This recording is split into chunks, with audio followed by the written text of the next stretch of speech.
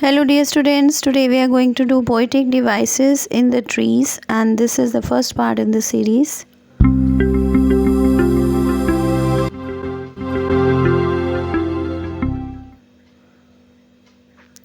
Poetic devices are the techniques used by the poets to make their poetry more effective and impressive. सबसे पहले आपको पता होना चाहिए कि पोएटिक डिवाइसेस होती क्या हैं।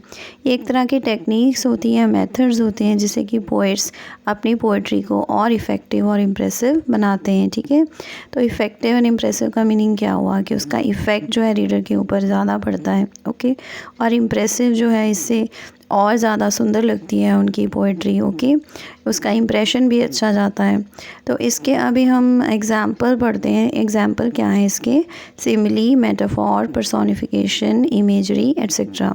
तो अभी हम करने वाले हैं कि इस पोम में द ट्रीज़ में कौन कौन सी पोएटिक डिवाइसेस यूज़ हुई हैं। देखिए यहाँ पर सेंटेंस लिखा हुआ है, the trees inside are moving out into the forest. ये लाइन जो है वो पोम में से ही ली गई है। तो इसमें कौन सी पोएटिक डिवाइस यूज़ हुई है? यहाँ पर पर्सोनिफिकेशन यूज़ हुई है। देखिए पर्सोनिफिकेशन वर्ड में पर्सन लिखा हुआ है। पर्सन का मीनिंग क्या होता है? Human being. तो ये जो पोएटिक डिवाइस है इससे से रिलेटेड है। इसकी डेफिनेशन है, it's a poetic device in which a thing, an idea और an animal is given human qualities.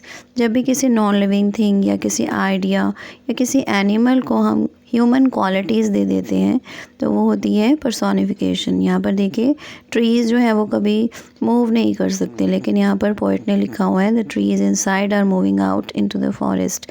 तो यहाँ पर वो उसे उन्हें ह्यूमन बीइंग्स की तरह ट्रीट कर रहे हैं। ठीक है, उन्हें क्वालिटी दी हुई है, ह्यूमन बीइंग्स वाली क्वालिटी, मूवमेंट की क्वालिटी दी हुई है। ओके, तो ये यहाँ पर पर्सोनिफिकेशन यूज़ हुई है।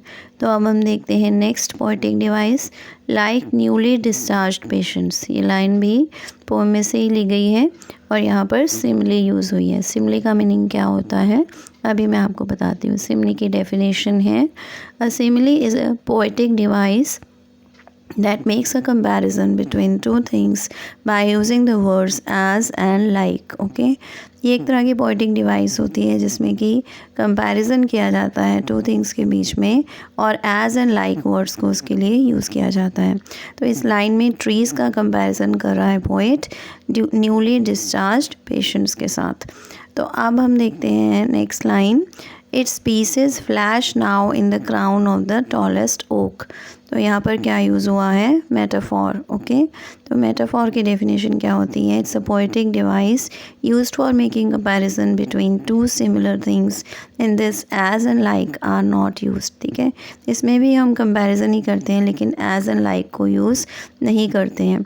तो यहाँ पर क्राउन का कंपैरिजन जो है पोएट वो टॉप ऑफ द ट्री के लिए, टॉप ऑफ द ट्री के साथ कर रहा है। ठीक है, so I hope you have understood today's lesson. Thanks for watching, keep learning, please subscribe to my channel if you haven't done it yet.